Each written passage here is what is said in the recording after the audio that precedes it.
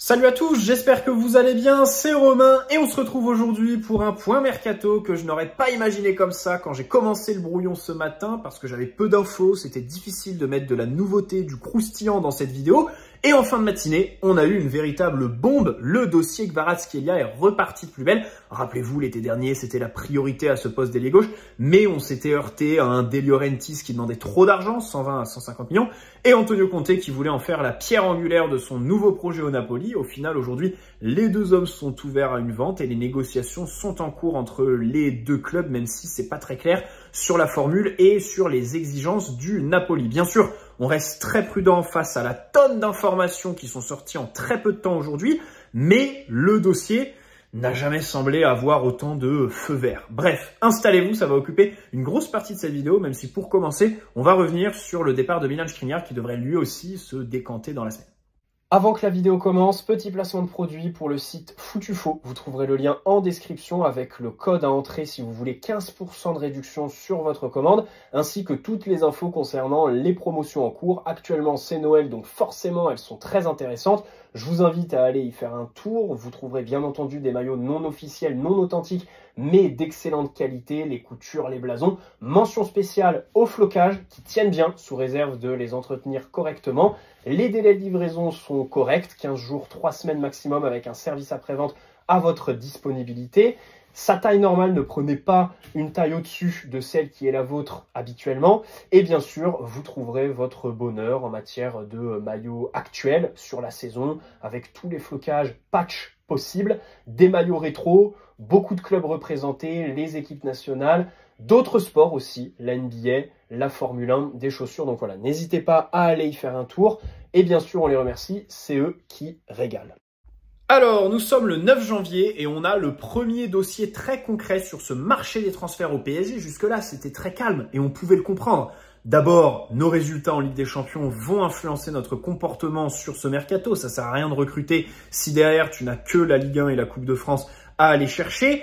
Et ensuite, c'était conditionné à des départs. On nous disait, en attaque, il faut faire partir Kolo Muani avant de recruter, Milan Skriniar pour un défenseur central droit. Et au final, aujourd'hui, on apprend que le club est prêt à aller jusqu'à 80 millions pour Grisha Kvaratskhelia. Alors après, peut-être que tout est lié avec Kolo Muani et que dans les prochains jours, on va apprendre que le départ de l'international français est en train de se négocier en parallèle. Mais ça m'étonnerait quand même, hein, même pour Skriniar. Donc voilà, on a un club qui semble prêt à bondir sur cette opportunité, cette fenêtre qui s'ouvre du côté du Napoli avec un De Laurentiis moins dur et moins fermé puisque c'était sa position cet été. Donc là où on a échoué, on pourrait réussir cet hiver, ce qui relève de la surprise absolue quand même, hein, recruter Grisha Kvaratskhelia, réussir à boucler un aussi gros transfert avec un club aussi difficile en négociation que le Napoli, ce serait quand même un sacré coup. Mais voilà, avant donc cette information Kvaratskhelia, c'était le calme plat, on parlait que de Milan Skriniar et Kolo Muani. Donc commençons par revenir sur le Slovaque, puisque cette semaine semble importante. Il devrait prendre sa décision. Alors, ça fait des semaines qu'on entend ça. À la base, il voulait ne pas revenir à la reprise donc en janvier du club. Hein. Il voulait être parti avant. Au final, il s'est déplacé au Qatar pour le Trophée des Champions. Galatasaray est le club le plus chaud, mais lui le semble beaucoup moins parce qu'il faut qu'il fasse un effort salarial, même si de l'autre côté, le club turc lui offre une place de titulaire qui est garantie, à la différence de Naples, justement, hein, où Antonio Conte ne lui garantit pas d'être un titulaire, et eux, ils veulent pas d'option d'achat, le Napoli. Alors bien sûr, on en parle aussi dans le cadre du dossier Kvaratskhelia, on y reviendra plus tard dans la vidéo. Il y a aussi Aston Villa et Tottenham qui sont intéressés. Alors, on parle d'un joueur qui a un salaire absolument monstrueux, quasiment 10 millions net par an. Après, c'est le genre de joueur que tu as recruté gratuitement. Et encore heureux, vu la tournure de ce dossier, puisqu'on rappelle que l'idée de base, c'était de le faire venir pour 70 patates. Imaginez la catastrophe industrielle si ça avait été le cas. Bon, tu l'as quand même recruté gratuitement. Pour moi, on peut faire un effort pour le libérer. Il n'est pas du tout dans les plans. Il a eu 3 ou 4 titularisations cette saison. Tu lui as donné ce giga salaire. Alors à l'époque, ça pouvait se comprendre dans le sens où tu recrutais quand même le capitaine de l'Inter, un joueur qui a été élu défenseur de Serie A certaines saisons, qui avait de grosses qualités, qui s'inscrivait dans le projet de jeu que tu voulais mettre en place. Hein. On rappelle le système à 3 avec Christophe Galtier.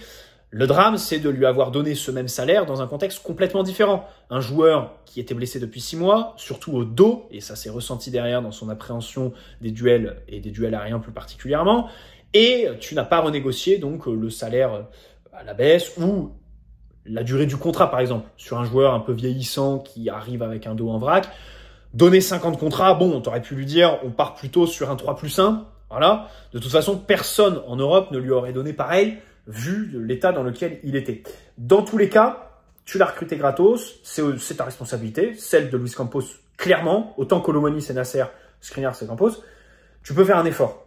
Et ça, le PSG a eu ce comportement un peu bloquant sur d'autres dossiers par le passé. Verratti, alors, on n'est pas certain qu'il ait eu des offres de plus de 45 millions, donc c'est pourquoi il a été vendu en Europe.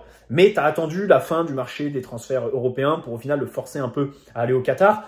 Par contre, Danilo, typiquement, voilà, les clubs européens, tu avais de grosses exigences avec eux, ça parlait de 10, 15, voire 20 millions, et puis au final, tu l'as fait partir en Arabie pour 2, 3 fois moins après la date butoir. Donc c'est vrai que ce genre de comportement, on pourrait l'éviter. Alors en faisant quoi?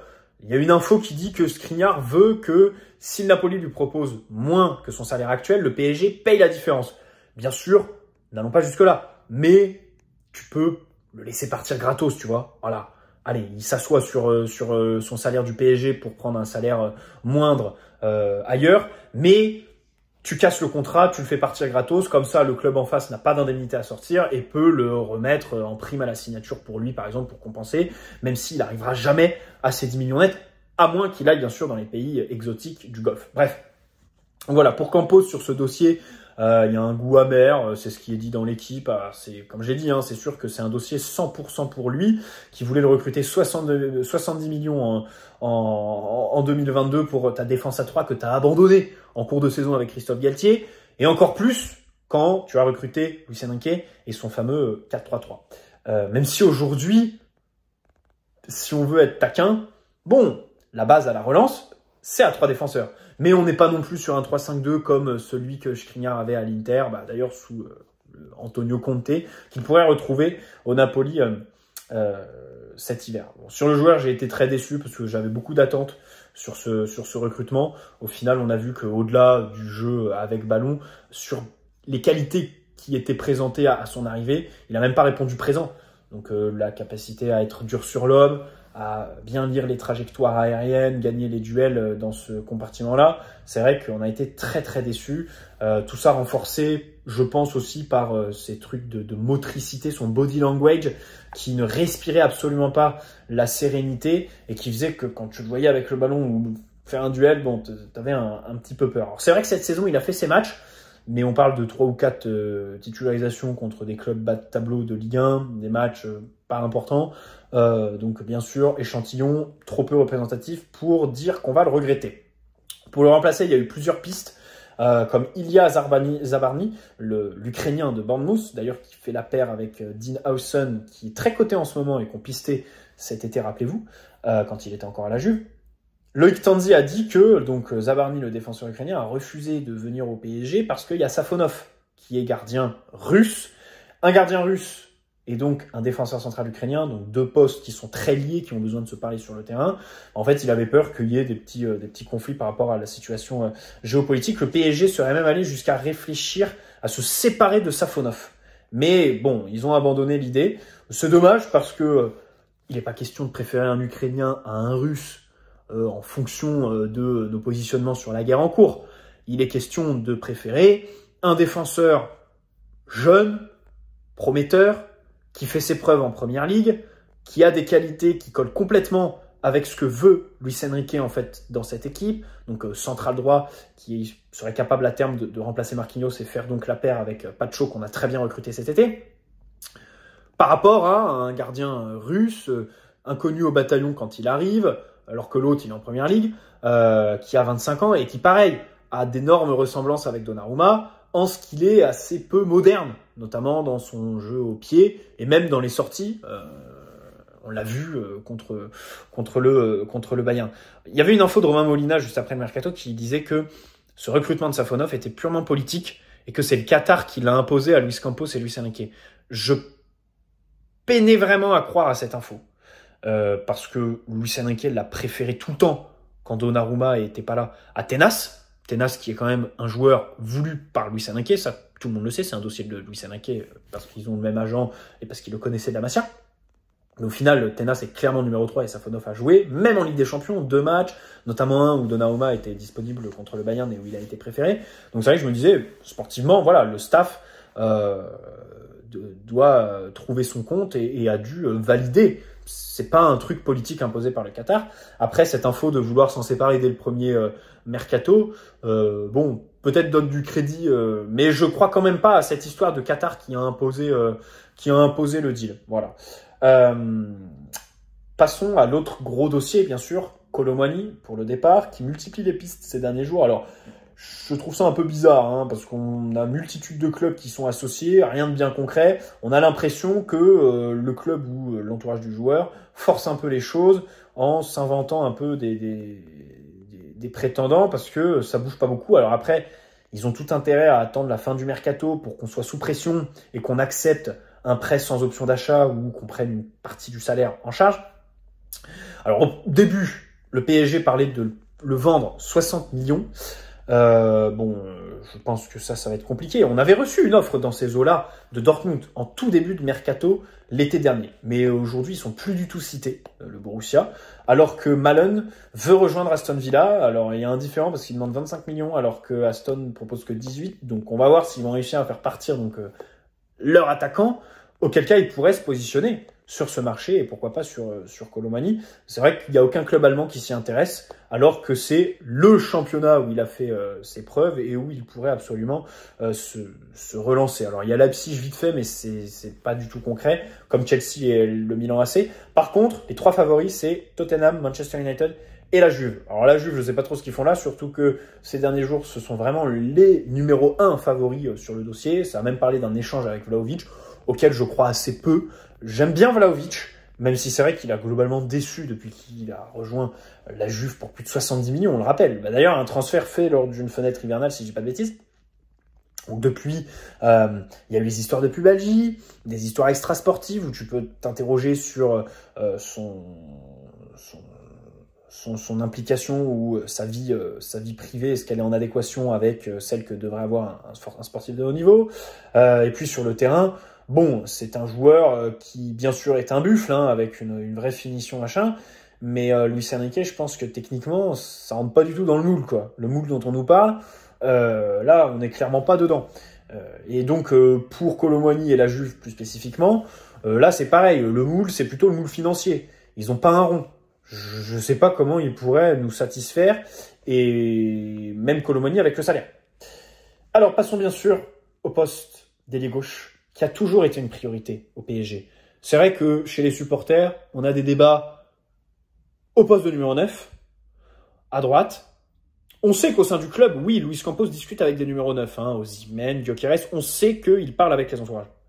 Mais la priorité, ça a toujours été un ailier gauche. Gvicha Kvaratskhelia très tôt, donc pendant l'Euro, rappelez-vous, on va pas refaire le feuilleton. Et donc là, on est de retour, comme en 46, et ce matin, donc c'est Il Romain, un journal napolitain, qui a annoncé qu'il y a des discussions très avancées pour venir avec 90 millions, donc bonus compris. Antonio Conte a donné son accord. Pourquoi? Parce que c'est vrai qu'Antonio Conte, cet été, il voulait absolument pas le faire partir. C'était vraiment le joueur indéboulonnable de son 11. Et au final, sur la première partie de saison, en fait, il s'est rendu compte qu'il était peut-être pas si indéboulonnable, parce que ces derniers temps, il joue un peu moins du fait de petites blessures. Et il y a d'autres joueurs qui ont éclos. Neres, par exemple, qui a mis un très beau but dernièrement contre la Fiorentina, qui a été homme du match. Et ils ont des perspectives sur le mercato, à savoir se faire prêter Chiesa de Liverpool, qui était anciennement Juve, pour donc le remplacer. Donc il y a des perspectives du côté du Napoli, qui sont donc premiers de Serie A. Ils sont pas loin devant l'Atalanta, mais voilà, ils sont leaders. Il y a quand même un enjeu pour eux aussi. Je pense qu'ils vont pas non plus le faire partir sans avoir de garantie derrière de remplacement. Et Zaccardo, donc l'intermédiaire qui était derrière sa venue à Naples, est arrivé donc en terre italienne pour discuter avec des émissaires parisiens, napolitains et de l'entourage Kvaratskhelia. Donc selon Il Roma, c'est la toute dernière info sur le dossier, il serait en train de voler depuis Dubaï, ce mec-là. Donc voilà, on va voir. Ensuite, on a Fabrizio Romano, Matt Moretto, qui ont fait un peu un tapine, comme quoi le PSG s'y intéressait. Kvaratskhelia n'avait toujours pas répondu à la proposition de prolongation du Napoli. Bon, à ce moment-là, je me dis, les deux, ils sautent dessus, ils nous font une info toute bidon pour nous dire que, voilà, si ça se fait, ils auront été les premiers à en parler, mais au final, l'info ne dit rien du tout. Et Loïc Tanzi, par contre, lui, il arrive, voilà, il confirme, on a réactivé, le Napoli est ouvert, et il y a de la concurrence de Manchester United. Excusez-moi d'en ricaner, parce que United ne peuvent pas dépenser avant d'avoir vendu cet hiver. Le fair play financier anglais est très strict. Et ben, c'est la même chose sur le cas de Nuno Mendes, en fait. Ils ne peuvent pas faire de gros deals. Ça parle d'un échange avec Marcus Rashford, donc, qui irait au Napoli. Mais pardonnez-moi, Rashford gagne plus de 20 millions aujourd'hui à United. Donc, qu'ils essayent de le refourguer, je pense que ce sera certainement pas au Napoli. Parce que 20 millions, il faudrait à minima qu'il divise son salaire par 2. Et même 10 millions, je ne sais même pas si le Napoli le donne à Rashford. Je pense plus qu'il faudrait qu'il aille dans les 7-8 millions. Donc diviser quasiment par 3 son salaire. Bon, autant vous dire que ça, j'y crois très très peu. Mais il y a une valse des ailiers qui est un peu à prévoir par contre sur les prochains jours. Dans l'article de Lolo Tanzi, il est dit qu'il y a un autre indice, c'est que le Napoli est plutôt actif en matière de recrutement. Ils cherchent des joueurs, ils discutent, ils font des propositions. Et donc ça veut dire que prochainement, ils prévoient une grosse rentrée d'argent. Donc Matt Moretto et Fabrizio Romano ensuite reviennent en nous disant qu'il y a des contacts directs et la possibilité d'inclure des joueurs comme Skriniar, mais on l'a dit plus tôt, voilà, le Napoli lui propose un salaire inférieur à celui qu'il a au PSG. Par contre, il y a un indice. Ils vont vendre un défenseur, Rafa Marin, à Villarreal. Donc bien sûr qu'il dégraisse dans ce secteur-là, peut-être que c'est bon signe pour nous se débarrasser de Skriniar. Après, honnêtement, l'histoire d'échange plus de l'argent, j'y crois pas. Par contre, on peut faire Kvaratskhelia et Skriniar dans l'autre sens, dans 2 deals distincts. Pour Kvara, il a complètement ouvert la porte au PSG, voilà, il veut venir. Alors, le Napoli, donc eux aussi sont plus fermés. On se demandait quelles étaient leurs exigences, parce que l'été dernier, c'était 120-150 millions. Il y avait même le package avec Osimhen à 200 millions. Di Marzio dit qu'ils veulent 80. Et pas de joueurs dans la balance. Voilà, donc c'est simple. Le PSG, pour l'instant, proposerait moins, mais ça va continuer de discuter. Donc, on va voir dans les prochains jours comment ça va évoluer. Mais que le Napoli est... alors, comme je l'ai dit, hein, Antonio Conte s'est rendu compte sur le terrain que peut-être Kvaratskhelia n'était pas si important. Alors ça, on pourrait le prendre comme une mauvaise nouvelle. Hein. Peut-être que, du coup, si Antonio Conte, 6 mois après l'avoir coaché, se dit, bon, bah en fait, on peut le laisser partir. Bon, peut-être que c'est plutôt mauvais signe pour le joueur.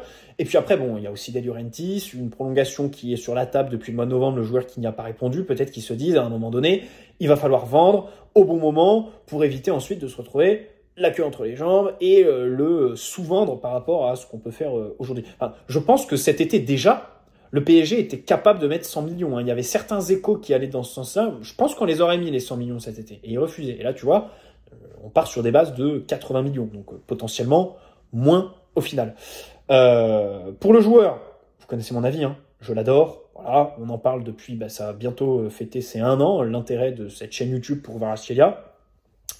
Il est explosif, il fait les efforts défensifs, des courses vers l'intérieur en gardant le ballon, ça j'apprécie, c'est différent de Barcola.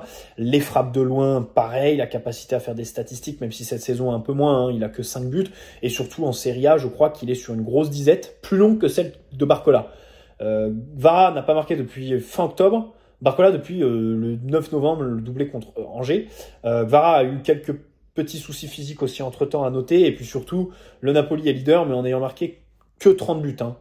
Par exemple, l'Atalanta, ils ont marqué 45 buts, je crois.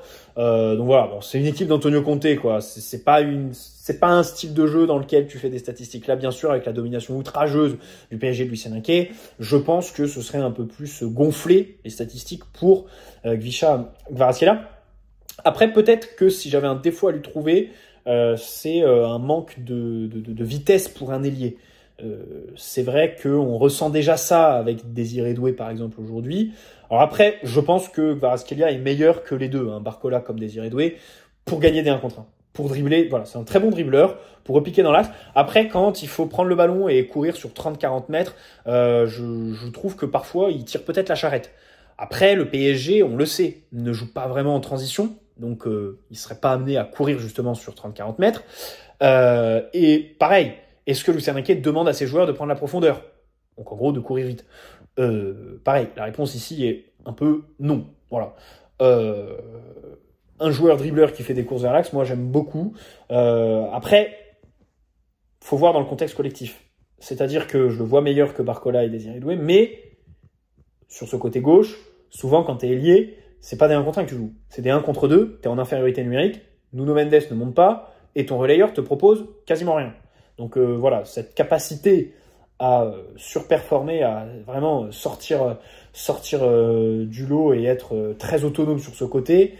Est-ce que Kvaratskhelia l'a déjà, qui l'a? Je pense qu'il y a 3-4 joueurs qui l'ont sur la planète foot aujourd'hui.